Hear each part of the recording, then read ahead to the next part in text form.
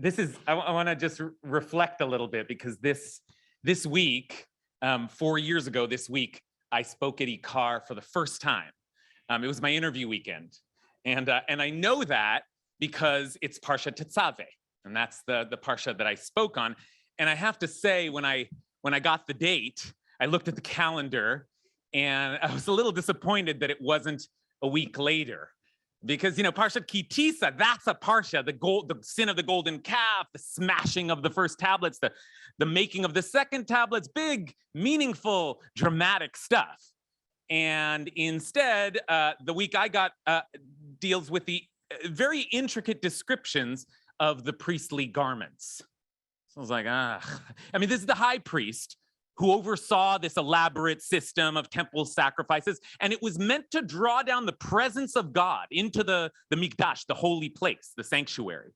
So his job was supremely important, and so his uniform is given very careful treatment by the Torah. It's described in great detail in this week's Parsha, the priestly garments, and we get a list. It consisted of a bejeweled breastplate and a sleeveless garment called the ephod, a robe, a turban, a golden crown, a tunic and a sash, all highly ornamented with jewels and bells and embroidery. Very fancy, but I'm like, oh no, what do I talk about at Ikar? I want to get this job. I'm going to talk about the ephod, the sleeveless garment. So what I did instead was I talked about beauty, about Jewish conceptions of beauty, because the Torah does use that language to describe these garments. It says that these holy clothes, these bigdei kodesh, are for honor and beauty, litifaret, beauty, tiferet. So I spoke on Jewish conceptions of beauty, and I left all the details out, and I guess it worked out. I'm here, but all of those details, all those tiny little details, those intricate details, they matter.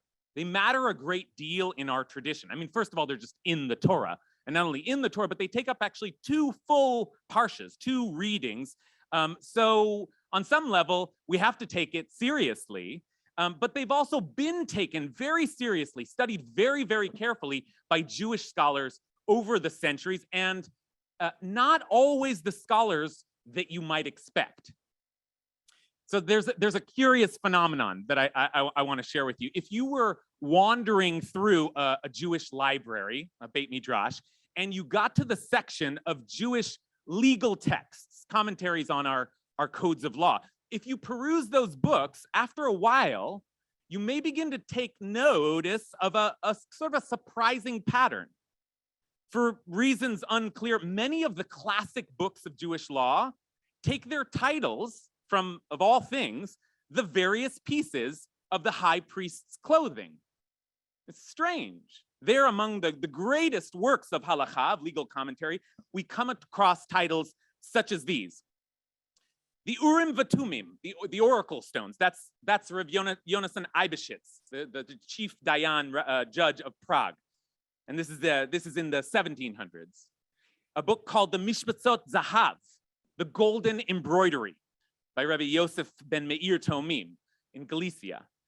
The Ktzos HaChoshen, the edges of the breastplate, by Rabbi Aryeh Leib HaKohen Heller.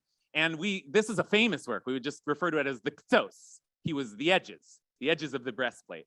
And you can keep tracing this. I even found in the 20th century a book called Cheshev HaEphod, the design of the ephod, that sleeveless garment, by Rabbi Chanoch David Padua, who was the head of a yeshiva in London. And you could go on and on. The Tzitz Eliezer, the Siftei Cohen. What's going on here? It's like it's not about the priestly garments at all. It's just these books of law. These books of the most intricate law all take their titles from these beautiful garments. So one obvious answer is that it's a trend, almost like a meme, that got started by one guy and one book. And that's the famous legal code that first took its name from the priestly garments and probably inspired those who followed, is the Arba Turim, literally the 4 columns, by Rabbi Yaakov ben Asher. And that's very old. That's 14th century. And the title, the 4 columns, refers to the 4 rows of stones on the breastplate, and it indicates the 4 volumes of the book itself. But other than the numbering parallel, why would Rabbi Yaakov, we now call him the Baal HaTurim, the master of the columns, the Baal HaTurim, why would the Baal HaTurim have decided that the breastplate was worthy of invocation when he chose a name for his book of laws? And why did so many others then follow in his footsteps in referencing the clothing of the priest? So the clue to this custom, I think, can be found in the name that he gave to the final of his 4 volumes, the one that deals most directly with financial transactions and torts, damages, basically civil law. And the name of that volume is Choshen Mishpat, or the Breastplate of Judgment. Now, the whole work is named for the design of the breastplate, but this section is called Choshen Mishpat, the Breastplate of Judgment, because that is how the breastplate is actually described in the Torah when its design is first laid out. Vasita Choshen Mishpat, you shall make a breastplate of judgment, Mishpat, a work of design made like the work of the ephod with gold, blue, purple, crimson, and fine twisted linen. Now, that's surprising. That's a surprising appearance of the word judgment, mishpat, all of a sudden, there in the middle of all of this sort of regal, holy finery. What does it mean? This Hebrew word, mishpat, means judgment, or we often translate it as justice. But it can also mean order, like a just social order. So maybe it just indicates that the jewels of the breastplate will be ordered in a certain way. Or it may refer specifically to those Urim V'Tumim, those oracle stones, which were placed inside the breastplate and which we later find were consulted for divine guidance. It's a little strange and doesn't sound so Jewish. We're not exactly sure how this mysterious process is supposed to have worked, but some commentators have suggested that these stones would light up and flash a code to the priest, who would then communicate the message to the people, the judgment to the people. But in any case, here in Parshat Tetzaveh, at the end of the instructions for making the breastplate, we read this. Inside the breastplate of judgment, you shall place the Urim V'Tumim so that they are over Aaron's heart when he comes before the Lord. So Aaron shall carry the judgment of the children of Israel upon his heart before the Lord always. V'nasa Aaron et mishpat bnei Yisrael al libo lifnei Hashem tamid. So that's the connection that the priest and the breastplate in particular have with judgment and maybe justice, and maybe by extension then with law. But I actually think that there's a much more basic and obvious reason that we find this legal sounding word, this justice word, so prominently placed here in the middle of all these holy objects, literally at the heart of the sanctuary. And now this is something that I have found myself saying several times over the years here at Ikar, but I've come to believe it more and more strongly, and in part because I am here at Ikar. So I want to say it clearly and emphatically today. I believe that one of the great projects of the Torah is to find a way to combine the 2 supreme values of justice and holiness, mishpat and kedusha. We can see this happening with the very fact of Leviticus, the 3rd book of the Torah we'll get to next, a whole book of the Torah that is devoted to priestly and temple rituals, a book about holy spaces and holy experiences. And this comes right on the heels of Exodus, which is a book that is fundamentally dedicated to the principle of justice, liberation from an oppressive regime, followed by the revelation of a new ethical system. This religion, it seems, by the time we're standing at Mount Sinai, this religion is all about justice. And then comes Leviticus and says, wait, no.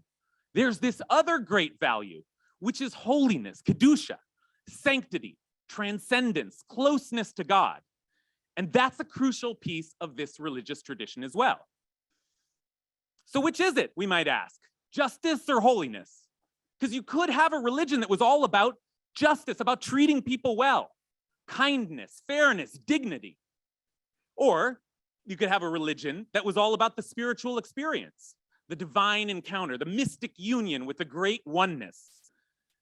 I remember actually in rabbinical school, I felt like there were two kinds of guys. It was all guys. There were the justice guys and there were the God guys, right? The guys who were becoming rabbis because they wanted to change the world for the better. And then the guys who were becoming rabbis because they were searching for God. And this makes sense, really. These are two classic religious archetypes. But I think the Torah is telling us again and again in ways obvious and subtle that both types are wrong, or at least that both have room to grow. Because the Torah's vision isn't one or the other, it's both. The Torah's quest is for a life infused with both holiness and justice. Or more accurately, maybe, the Torah is interested in a justice that is infused with holiness, or a holiness that is infused with justice. And that is why we find mishpat, the word justice, right here at the center of the holiest space in Jewish life. Because the priest is one of those figures who's likely to become a God guy. It's all about God. It's all about the spiritual experience. And the Torah is saying, no, don't forget about justice. And then the book of Leviticus is saying to the book of Exodus, yeah, congratulations, you figured out that we have to build a more just society, but don't forget about God. And we don't even have to wait till the book of Leviticus. It's already happening here in the book of Exodus. The sanctuary is first described right here in the book of Exodus. Right? That is to say that holiness is embedded in the book of justice, and then justice is embedded in the structure of holiness, and on and on and on, like a kind of infinite regression. Holiness in justice, and justice in holiness, and holiness. And that, I think, is also what these authors are trying to communicate when they title their books on civil law with these holy words that describe the most sacred thing. And, this isn't just a both and situation, because these happen to be the top two values, so got to get them both in there. It's that holiness without justice is not holy at all. We know about corrupt priests, right? In the time of old and in our own time. Corrupt priests cannot possibly bring holiness to the people. Even mean priests can't possibly carry out their holy duties. And justice, without a grounding in holiness, in some eternal transcendent reality, is no justice at all. It's just political theory, just one group's opinion of how things should go. And I think that there's an easy tendency for religion to get this balance wrong, to focus entirely on God with no concern for the world around, or to be so immersed in the work of the world that we've lost touch with the work of our souls.